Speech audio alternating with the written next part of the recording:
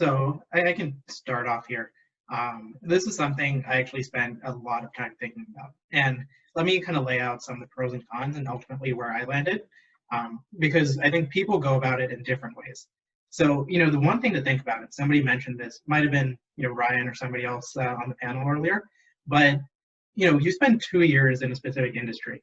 And there's one school of thought where, as you're moving forward in your career, perhaps take some of that industry specialized knowledge that you've actually spent so much time learning about and picking up and be able to apply it at different level and really go a lot deeper so that you're not necessarily starting anew all up again. There's that school of thought where you can really be able to leverage what you've learned and be able to add value immediately when you come to a PE shop, and I think that definitely has merit because like when I think about FIG, right? So I spent most of my time in FIG on the banks and specialty finance space, and Centerbridge obviously is, really big on kind of FIG investing, and they've historically done really well on the balance sheet side and the services side there.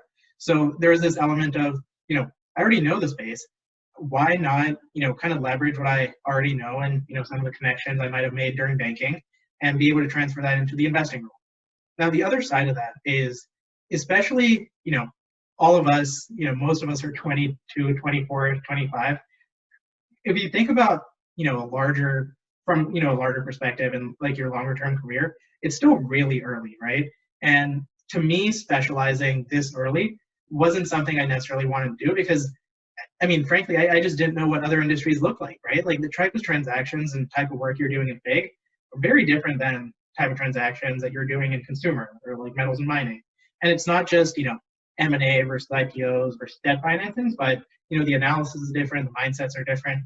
So the way that I thought about it is, at least initially, at this stage of my career, I wanted a chance to see what things look like across different industries, just so I could make that decision a little bit longer or a little bit further down the road.